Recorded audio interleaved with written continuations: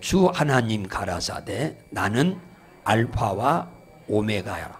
이제도 있고 전에도 있었고 장차 올 자라 전능자라 하시더라. 아멘. 할렐루야. 자, 건강한 모습으로 또 이렇게 뵙게 돼서 반갑습니다.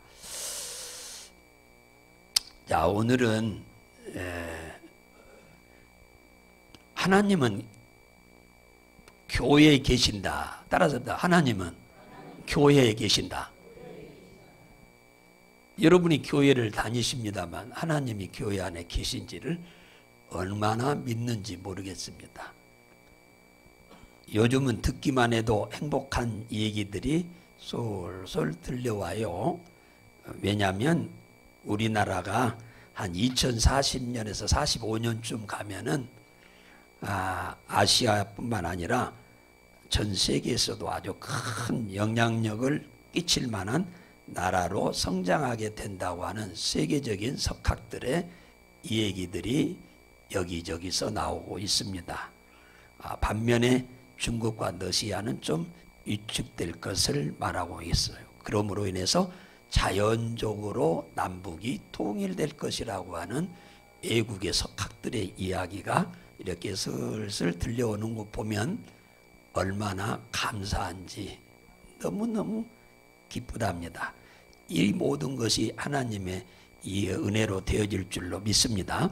자, 오늘 본문은 성경의 가장 마지막에 기록되어 있어요. 성경이 총 66권입니다. 그 66권 중에 오늘 본문 요한계시록은 66번째 성경입니다. 이 성경은 누가 기록했냐? 사도 요한이 기록했는데 요한복음도 사도 요한이 썼고 요한 1, 2, 3서도 썼고 요한계시록도 요한이 기록했어요. 예수님의 제자 중에서 가장 나이가 어린 사람이 제자로 따라다녔고 예수님을 가장 많이 사랑했고 예수님의 말을 잘 들었던 사람 중에 한 사람이 바로 요한입니다. 이 요한계시록이 기록된 것은 AD 95년에 기록됐어요. 1세기 거의 말에 기록이 됐죠. 어디서 기록했냐? 사도 요한이가 반모섬에 유배되어 가가지고 거기서 기록한 내용입니다. 이 기록한 데는 목적이 있을 거 아닙니까? 주의 재림과 또 천국에 대해서 샅샅이 기록해 놨으면서 어떠한 환난과 핍박이 와도 흔들리지 말고 믿음을 굳게 지키고 또 천국에 대한 소망을 갖고 잘 인내하면서 신앙생활을 하라고 이 요한계시록을 기록하고 있습니다. 1절에 보면 예수 그리스도의 계시다 그랬어요. 이 계시라고 하는 말은 숨겨진 것을 드러낸다 그 말이에요. 그러니까 덮어놓은 것을 덮어놓으면 아무것도 안 보이잖아요.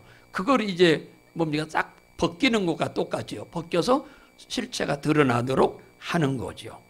요한계시록은 요한이가 반모섬에 유배되어 가가지고 주일날 아침 혼자 하나님 앞에 예배를 드리고 있는데 주님께서 장차 될 일에 대해서 요한에게 보여준 겁니다.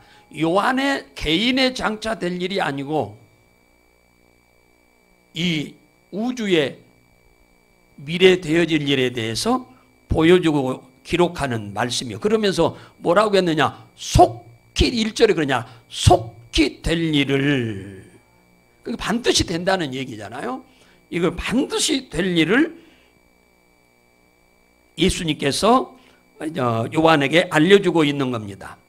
이 반드시 될 일이 무엇인지에 대해서 말하기 전에 오늘 3절에서는 어떤 사람이 복 있는 사람이냐에 대해서 얘기를 하는데 어떤 사람이 복 있느냐? 이 말씀을 읽는 자와 듣는 자와 지켜 행하는 자가 복이 있다. 할렐루야.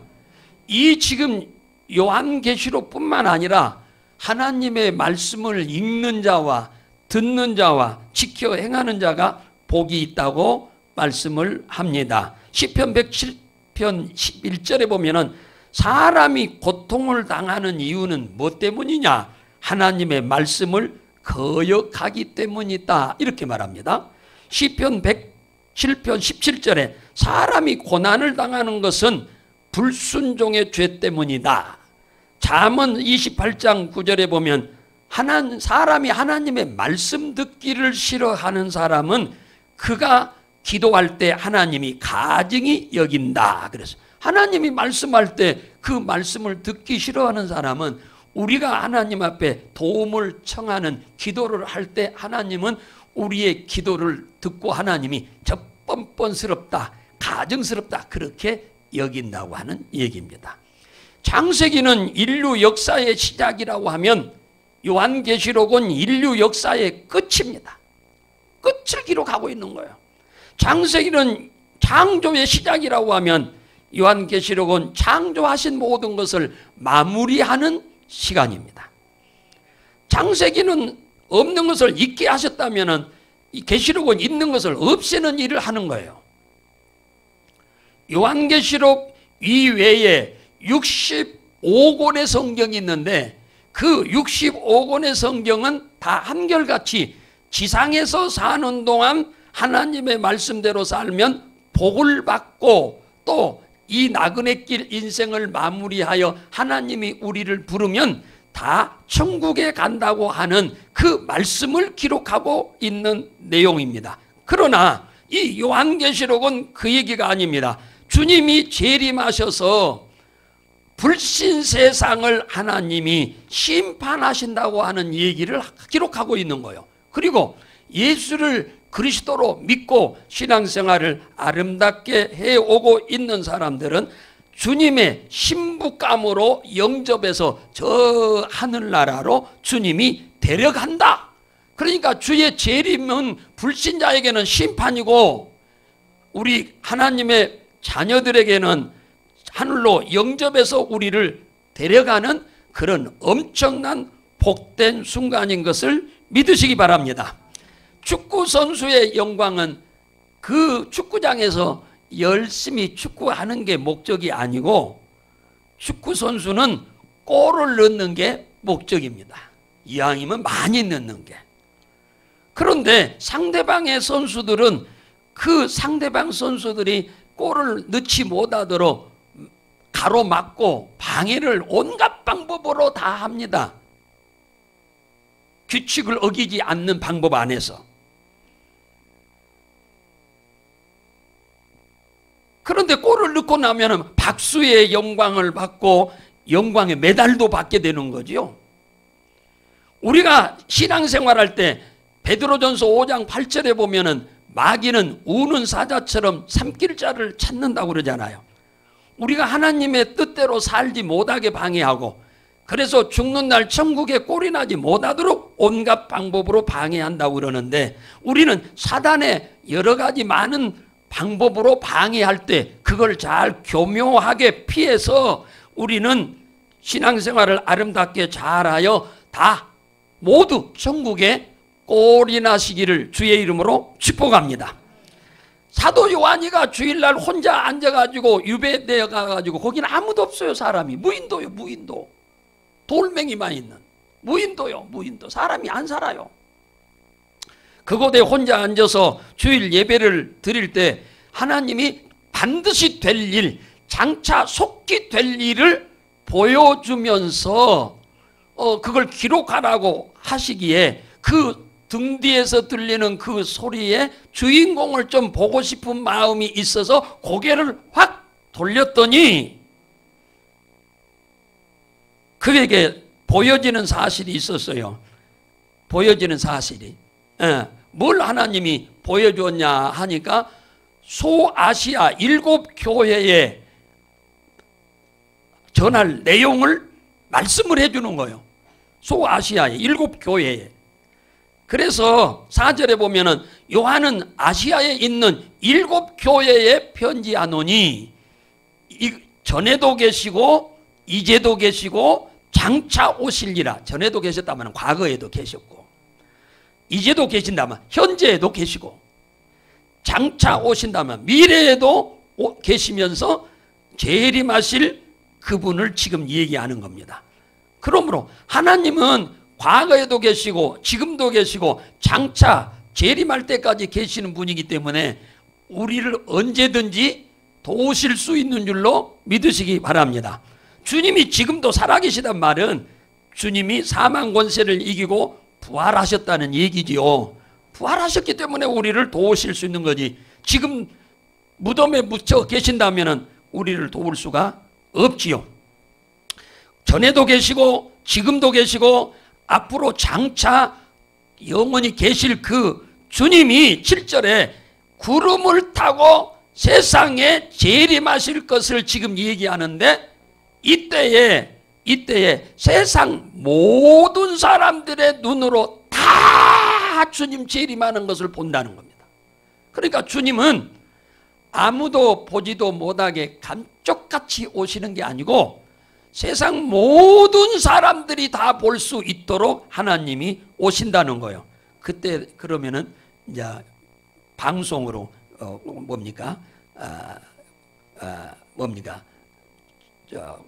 촬영해가지고 보인다는 얘기잖아요. TV로. 그뿐인가요? 예수가 그리스도라고 하는 것을 신성모독죄라고 해서 십자가에 못 박아 죽은 유대인들은 예수를 그리스도로 안 믿습니다.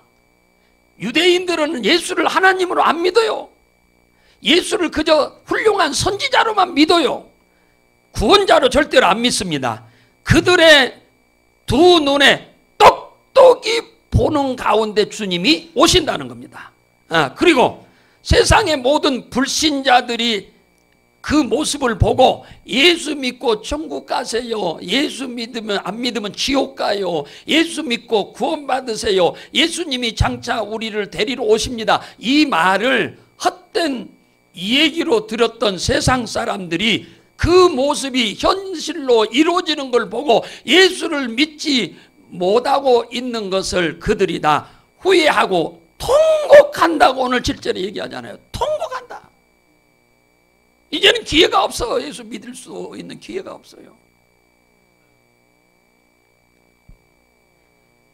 8절에 보면 주 하나님이 가라사대 나는 알파요 오메가요 처음과 나중이라 시작이요 끝이라 전에도 있었고 이제도 있고 장차 올 전능하신 하나님이라. 이분이 와가지고 예수 믿는 사람 말 그대로 주님이 빵빠라 빵빵빵빵 천사들이 나팔 불고 재림할 때 무덤 문이 열려서 먼저 예수 믿고 무덤 죽어가지고 무덤에 묻혀있던 사람들의 육체는 썩어버렸잖아요. 그 썩어버린 육체가 다시 부활해요. 정상적인 옛날의 모습으로 부활해가지고 다시 하늘로 올라가게 되는 거예요.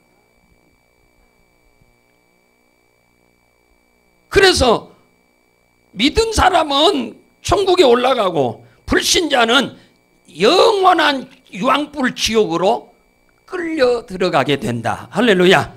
그래서 요한복음 14장 1절 3절에 보면은 예수님이 유언하신 내용이에요. 이게 유언하신 내용인데 이게 뭔 줄 아세요? 너희는 마음에 근심하지 말라.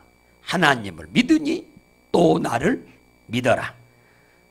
가서 너희를 위하여 초소를 예비하면 내가 다시 와서 너희를 내게로 영접하여 나 있는 곳에 너희도 있게 하리라.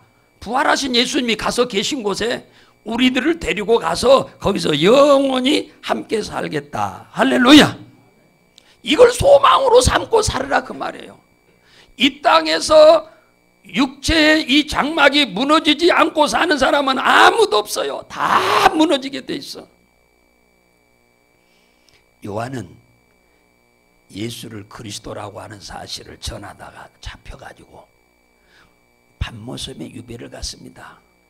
무슨 죄를 지어서 잡혀가지고 밤모섬에 유배를 간 게 아니고 예수만이 구원자요, 예수만이 하나님이요, 예수를 믿어봐야만 천국 간다라고 하는 이 사실을 전한 것 때문에 잡혀가지고 감옥에 있다가 유배되어서 밤모섬에 갔어요.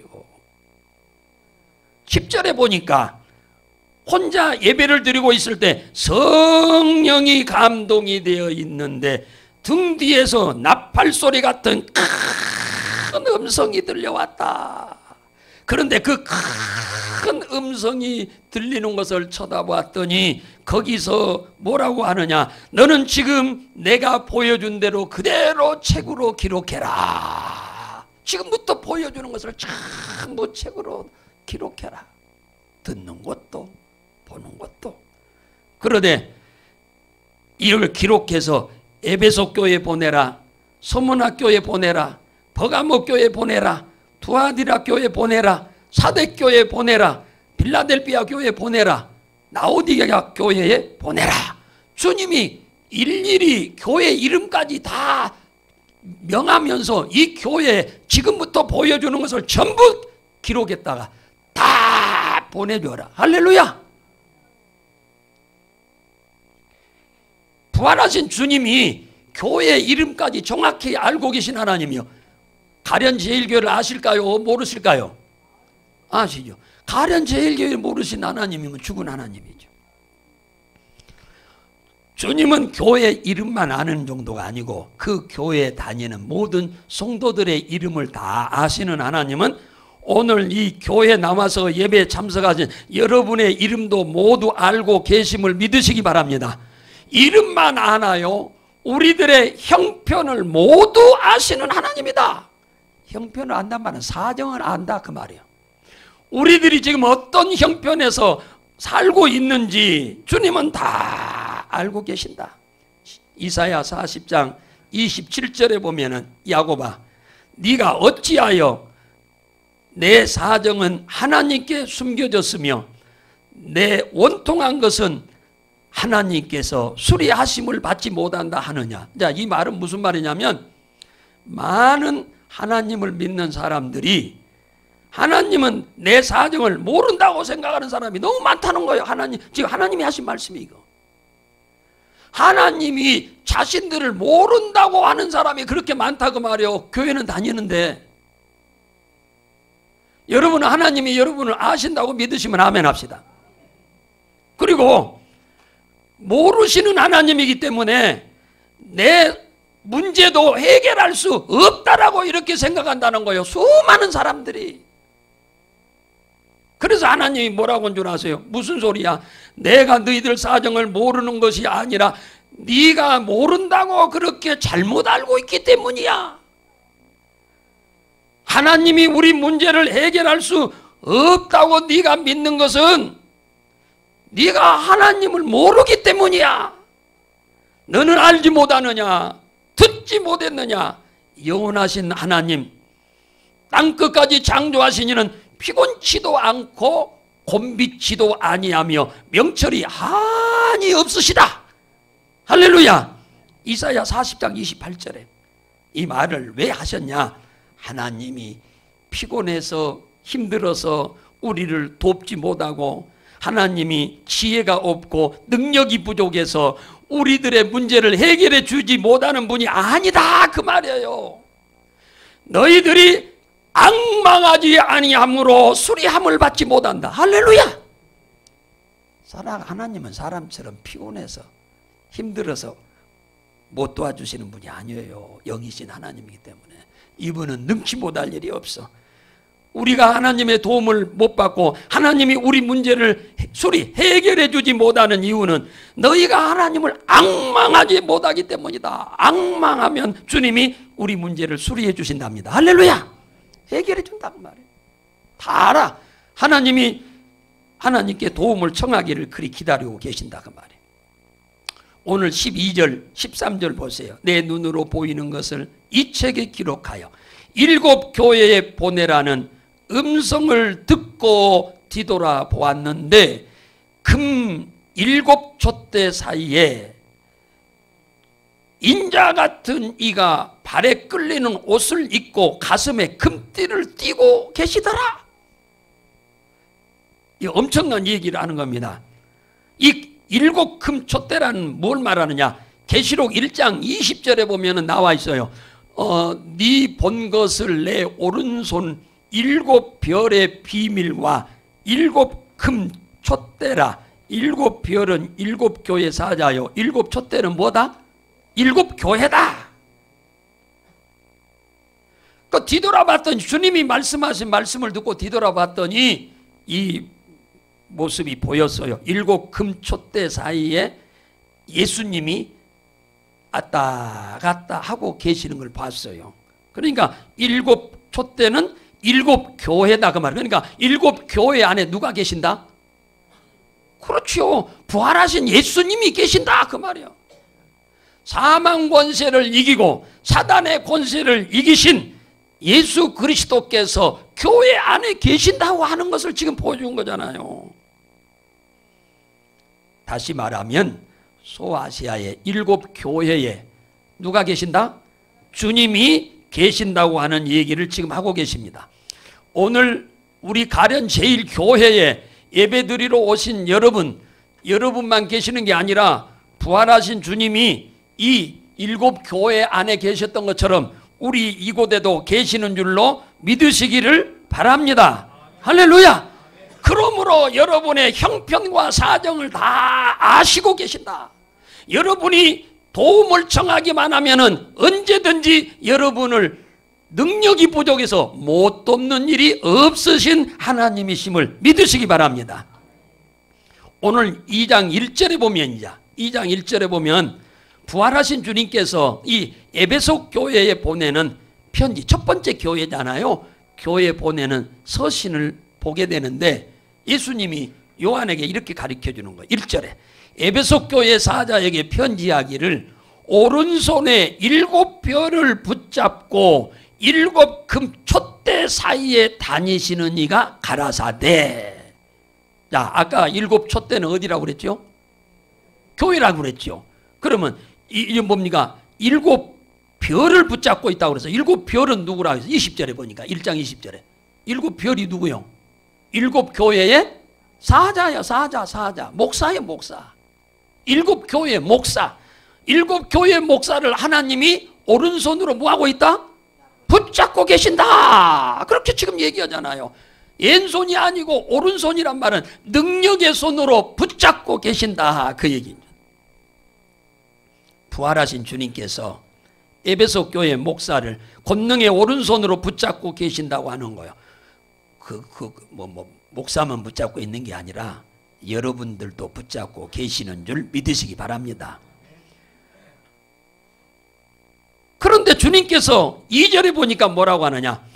에베소 교회 성도들이 칭찬받을 만한 일이 무엇인 것까지 조목조목 6가지를 지금 얘기하고 계시는 거예요. 에베소 교회의 성도들이 하나님 앞에 아름답게 신앙생활하고 있는 것들을 6가지로 조목조목 지금 얘기를 하고 있으면서 기록하라고 한 거예요.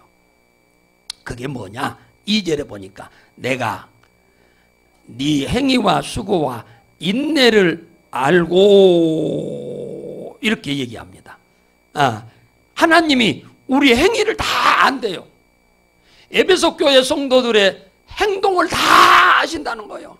오늘 이 자리에 나와 계시는 여러분이나 저나 부활하신 주님은 졸지도 않고 주무시지도 않는 분이니까 우리의 신앙생활을 전부 손바닥 보듯이 전부 보고 계시는 줄 믿으시기 바랍니다. 이게 믿어져야 우리의 신앙생활이 바로 되는 거예요. 이게 안 믿어지니까 내 맘대로 사는 거예요. 내 맘대로 사니까 복을 못 받는 거예요. 이것이 믿어져야 신앙생활을 바르게 하고 정직하게 하고 복을 받는데, 여러분의 행위란 말은 이 헬라어로 에르곤이란 말인데 여러분의 일이에요. 일. 여러분들이 일하는, 주를 위해서 일하는 거. 행위는 믿음의 결과잖아요. 믿음이 있어야 행위가 따르는 거예요. 그죠? 행함이 없는 믿음. 그러니까 믿음은 반드시 행함이 따르는 거예요. 그러니까 이 에베소 교회 성도들은 뭐가 좋았다는 거예요? 믿음이 좋았다는 거죠. 그 다음에 너희들의 수고를 안다고 그래서 내가 너희들의 수고를 다 안다. 이 수고라는 말은 헬라어로 코포스란 말입니다. 주를 위해서 힘들게 봉사하고 헌신하는 것을 주님이 다 안다 그 얘기예요.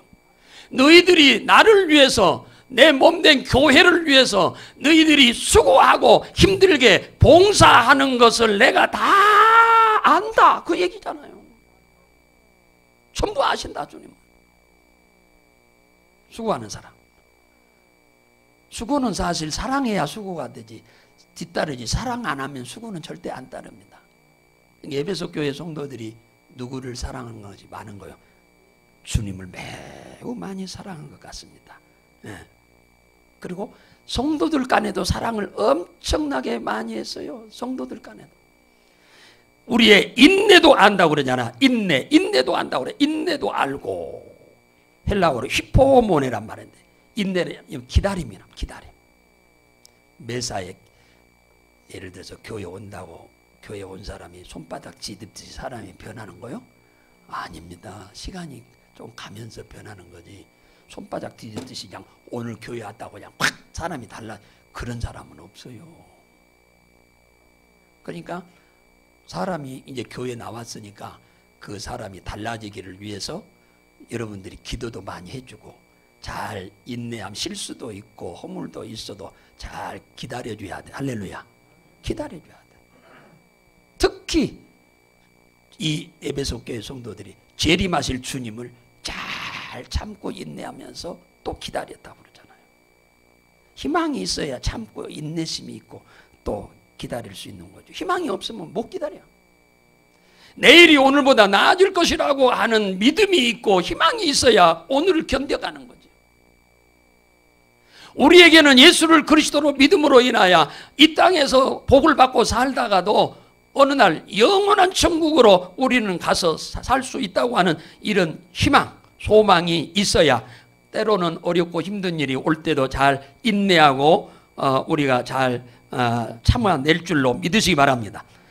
이와 똑같은 얘기를 어느 교회에 하신 줄 아세요? 데살로니가 전서 1장 3절에 보면은 이 데살로니가 교회도 똑같이 이렇게 교회를 보고 하시는 거예요. 너희의 믿음의 역사와 사랑의 수고와 소망의 인내를 기억한다. 다 안다는 거예요, 하나님이. 그러니까 이 데살로니가 교회도 굉장히 교회가 믿음이 좋은 교회예요. 숫자가 많고 적고 그걸 얘기하는 게 아니에요. 그리고 또 이 에베소 교회에 또 잘 알고 있는 것이 있다고 그러는데 그게 뭐냐? 악한 것을 용납한 것이라고 하잖아요. 악한 것을 용납했다. 악한 것을 용납했다. 이 악한 것을 용납했단 말은 부도덕한 삶이죠. 네? 부도덕한 삶. 그 다음에 자칭 사도라고 하는 사도가 아닌 사람을 발견했다. 그래서 내쫓았다. 사도가 아닌데 사도라고 거짓말로 하고 왔어. 이단이죠. 이걸 잘 발견해서 내쫓은 거죠. 이걸 잘 알고 있다고 그래. 6절에 보면 니골라당의 행위도 미워하는 것도 잘 안다는 거예요. 니골라당이 뭐냐? 교회는 다녀도 우상숭배해도 된다. 교회를 다녀도 무절제한 성생활 내 마음대로 해도 된다. 이걸 주장하는 게 이 니골라당이에요.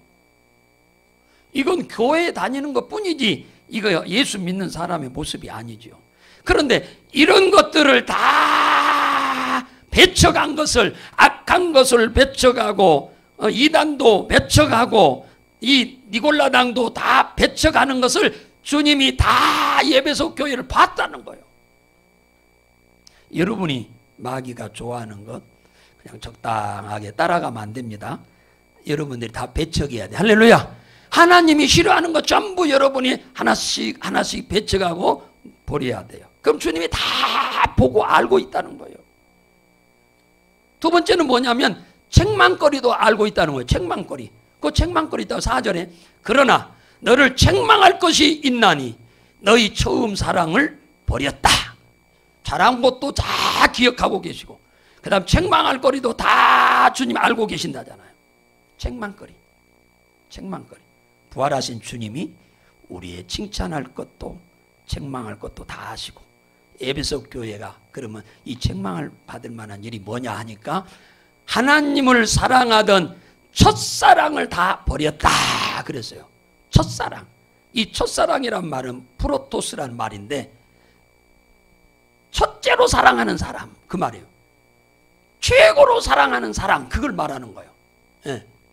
최고로 그 어느 것보다도 최고로 하나님이 첫 첫째인 것이 지금은 에베소 교인들 중에 소수가 다 뒷전으로 가버렸다는 거예요. 하나님이 항상 1순위로 사랑했던 이들이 하나님이 지금은 많은 소수의 사람들이 뒷전으로 가버렸다는 거예요. 뒷전으로.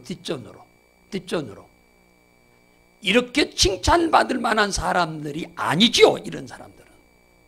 아까 6가지로 칭찬한 내용에 해당되는 사람들이 아닌 사람들이 그런 사람들이죠. 그래서 하나님을 우선하던 것이 다른 곳으로 다 우선순위가 바뀌어버렸다 그 말이에요. 예를 들면은 결혼해가지고 엄청나게 부부가 사랑하며 살다가 몇 년 있으니까 남편이 다른 여자를 좋아한다고 하면 좋겠습니까? 그와 똑같은 거예요. 처음에는 구원하신 하나님의 은혜가 너무 크고 감사해서 어쩔 줄을 모르고 주님이 내 삶에 항상 우선순위가 되어 살았는데 언제부터인가는 몰라도 항상 주님이 뒷전이야.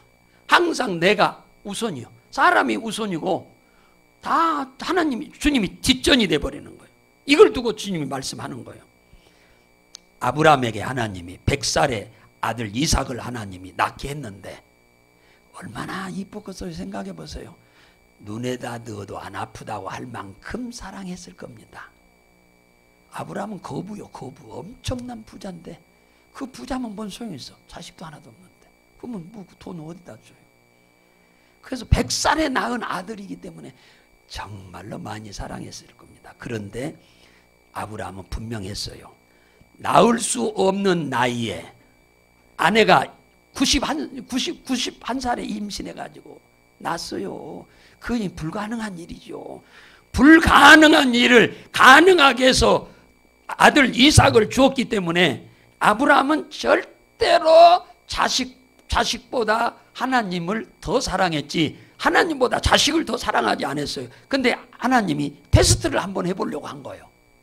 이게 나보다 지 자식을 더 사랑하냐 자식보다 나를 더 사랑하냐 테스트를 한번 하려고 했어요. 창세기 22장 12절에 네 독자라도 독자를 갖다 저 모리아 땅에 있는 산에 가서 사흘 동안 걸어가가지고 번제로 드려라. 아브라함은 잠자던 아들 이삭을 깨워가지고 아들을 데리고 3일 길을 걸어서 산꼭대기에 올라가서 아이를 잡아가지고 묶어가지고 장작 위에 올려놓고는 칼을 빼서 목을 쳐서 죽여가지고 번제를 드려야 하니까 그렇게 하는 걸 하려고 칼을 들어서 목을 치려고 하니까 하나님 그걸 보고는 아브라함아 손을 멈춰라. 네가 나를 네 아들 이삭보다 더 사랑하는 것을 내가 이제야 알았노라. 할렐루야. 아브라함은 절대로 하나님을 배신 안 했어요. 우선순위가 죽는 날까지 하나님이 우선순위였어. 그렇게 살았더니요 하나님이 아브라함을 축복하는데 창세기 24장 1절에 보면 여호와께서 아브라함처럼 범사의 복을 주셨더라.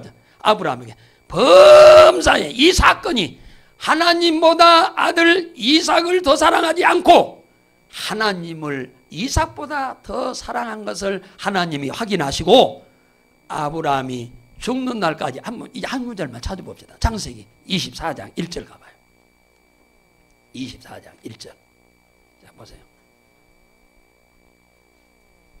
24장 1절. 자, 시작.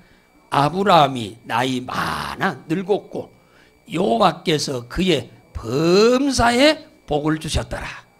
이 사건이 22장에서 있었는데 이 사건이 있고 난 이후부터 죽는 날까지 정확히 55년 동안 복을 범사에 아브라함에게 이미 준 것도 어마어마한데 하나님이 범사에 복을 주셨더라. 사랑하는 성도 여러분, 우리가 예수를 믿고 처음에 주님을 열렬히 사랑했던 그 사랑, 여러분 어때? 지금도 그 사랑을 갖고 있나요?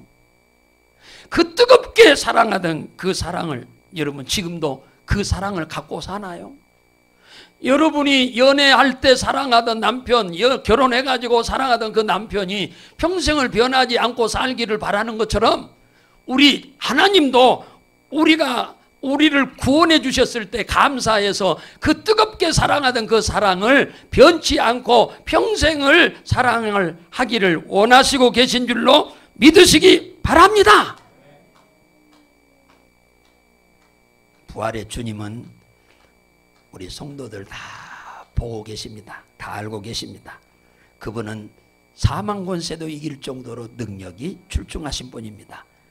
그분은 못할 일이 없으신 분이요, 부활해서 지금도 살아계셔서 우리가 도움을 청하기만 하면 언제든지 도움을 주실 것인데, 특히 여러분이나 저나 주님을 내 삶에 항상 우선순위에 두고 사랑할 만한 믿음만 여러분이 회복한다면 주님은 오늘 아브라함에게 주신 축복처럼 여러분의 평생에 범사의 복을 주실 줄로 믿으시기를 주의 이름으로 축복합니다. 축복합니다. 그래서 주님 앞에 기도할 때, 하나님, 과거에 내가 하나님을 섬겼던 그 뜨거운 사랑을 회복할 수 있게 도와주옵소서. 그런 믿음을 회복하기 원합니다.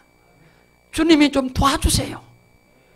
성령으로 충만하게 하시옵소서. 이렇게 여러분들 한번 기도하시기를 주의 이름으로 축복합니다.